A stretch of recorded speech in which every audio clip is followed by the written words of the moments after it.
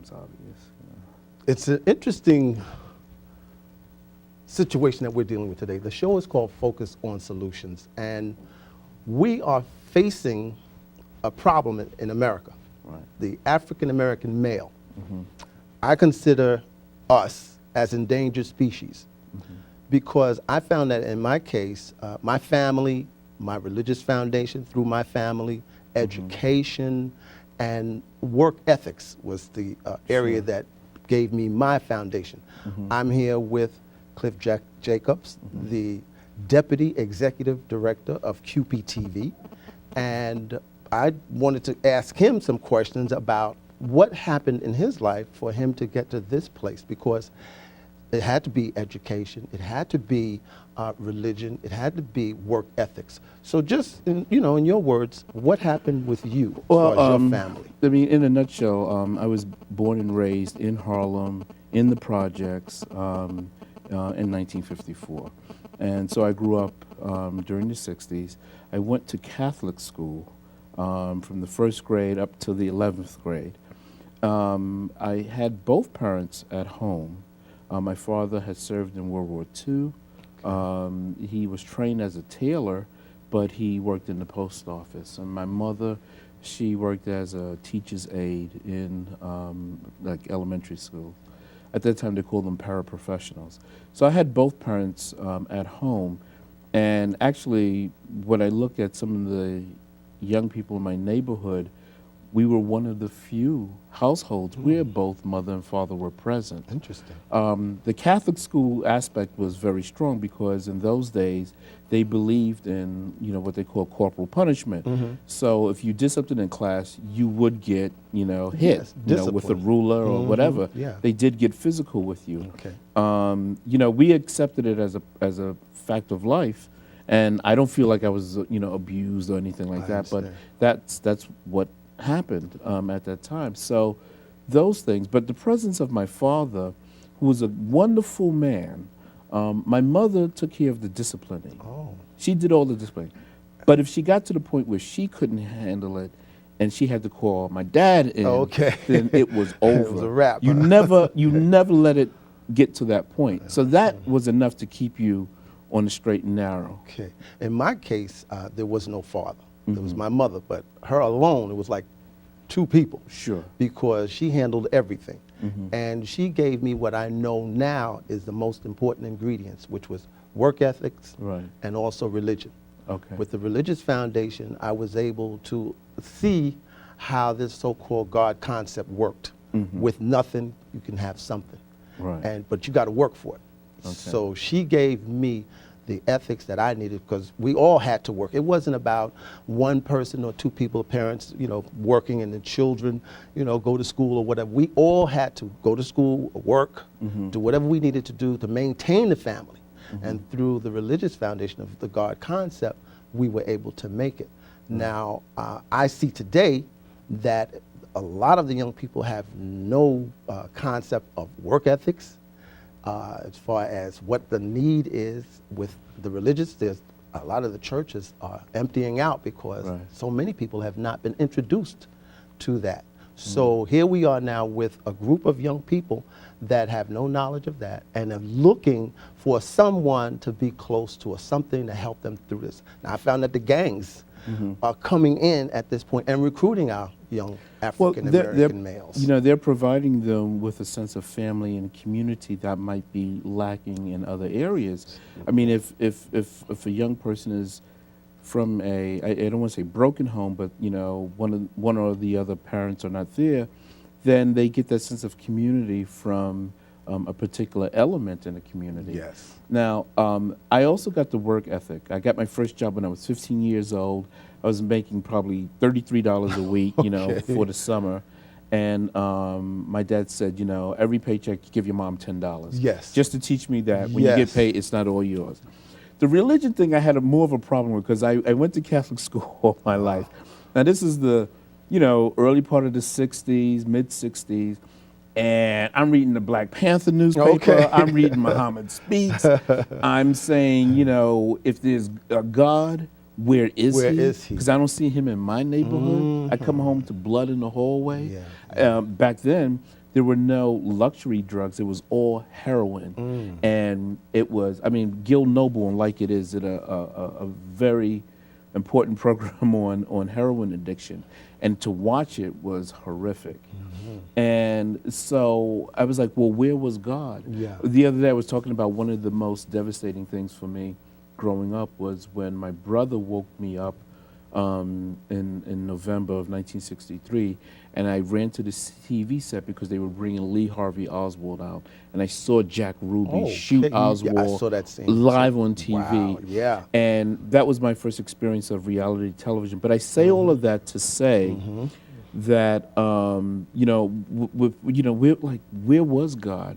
So I came to the conclusion that if my life was going to improve, if I was going to get out of Harlem, I couldn't wait for some chariot in the sky to come right. get me. I had to take matters in my own hand, and you know, whatever I was going to become, I had to do it. Yes. So it wasn't like I didn't do anything. I just took matters in my own hand. I applied to college. I got accepted to a lot of different colleges. I went to school in Rhode Island, and off I went. Yeah. And that was when I turned 18, and I never looked back, and I never went back. Oh, okay. And I've just been moving forward since then. Of course, I've come back around to God, Yeah. especially with the death of my father back in 1984. But young people today, there's a void there, and it's not being met. I don't know that it's being met by their family, and I don't know that it's being met by the churches in their community. Well, I found that with the lack of recreational facilities available to our young people, there aren't that many alternatives. And it seems to me that without those alternatives, because when I was growing up, the school system, they had after-school programs, the church had all types of programs and activities that we could get involved in, and as a result, that saved me. In fact, one of the programs that my church was involved with was the march in Washington. Right. When I was a young man, and it was like interesting that I went and didn't realize what the significance of that was all about. Right. And that was through the religious order. So now with the breakdown of all of these so-called budget cuts for this and budget cuts for that, the only activity is the street, and then from the street, jail. And you know what? I'm gonna call it like I see it. You know, the churches, or there, you know, actually that's where the civil rights movement grew out of. Absolutely. But now what you have are what I call ATM churches. Because before you see a Bible or a cross, first thing you see is an ATM machine, because, you know, it's just like, we need money, more money, more money, more money. And that's not what church is about. That's very true. You know, you have to really give people something. It's not just a matter of, you know, constantly asking them to fill your baskets. I mean, the people need something too. But in the 60s, you know, that's why most of the civil rights leaders, Abernathy, Martin Luther King, they all came out, they were all reverends. They all came out of the churches, you know. The church has always been on the forefront of that movement, but I'm not so sure that they are now. And I think those of us who are involved in the community in one way or another, some of that falls on our shoulders. That's true. That's true. To try to make a difference in the lives of these young people. How you do that, I don't know. I know. I found that with this show, Focus, I, like yourself, got tired of seeing the same results as far as the media is concerned, and how the media portrays us as the negativities that how they portray us is really, there should be a law against it, but we have to deal with it. So the positive images that I'm trying to project is, what solutions can we take to change what's happening? Look at the violence, the gun violence that we have in our community. These young people can go out on the corner and buy a gun quicker than they can buy candy. Sure, right. So here we have this proliferation of drugs, guns, and violence, and what happens? Well, you know, it's interesting. There's been a couple of studies where they have found that looking at the grades of kids from minority communities, their grade point average tend to be lower, especially in those households where there isn't a computer and they don't have access to the internet. A lot of times teachers are giving out homework assignments via email and other forms of communication. And those families that don't have that access, so a lot of times the kids cannot perform in school because they don't have the ability to get the information with this tool. I did a talk one time called "The Camera or the Gun," Okay. and you know, 100 young people armed with cameras is more powerful than 100 kids with guns, because the 100 kids with cameras can actually change things. So there, you know, the Latin community, the Hispanic community, they're still disenfranchised because they don't have access to certain tools that have become necessary for Vital. us to communicate. Vital. And so then once they start falling off in school, then these other social ills start creeping in, and then it becomes a problem for the community. So one of the things we need to do is to make sure that our communities have all the internet communication Okay. services that we need, especially for the kids, because I think it helps their performance in school. For one, they can do research. They have access to information. And as we know, having access to information nowadays is paramount.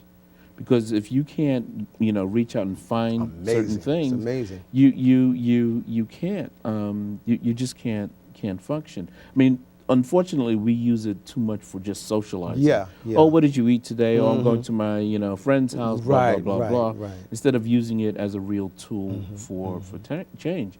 But we have to make sure that our communities are being serviced in these technological areas that are continuing to develop, such as this Yes. community television. Yes. Here's a resource that is available to the public, you know, pretty much for free, Yes. where you can be on television and tell your own story, and still there are a lot of people who aren't aware of it. That's unfortunate, because I have benefited tremendously from QPTV, because I started out doing public I remember announcement. that was when I was back- in the other facility. That's right. And if I had to try to afford that, it would have been impossible, Sure. because I started in broadcasting and I worked at all the major networks, Okay. and I saw what was happening behind the scenes and how they portrayed us. And I Right. said, well, what can I do to try to make change? So I Right. just came out and said, okay, I saw what was going on. I took the subject, an issue, and I went out and I came and I called you, and you said, okay, come on and let's see Right, what we let's- can do. let's do it, And it yeah. was like on unemployment and quite a few other subject matter.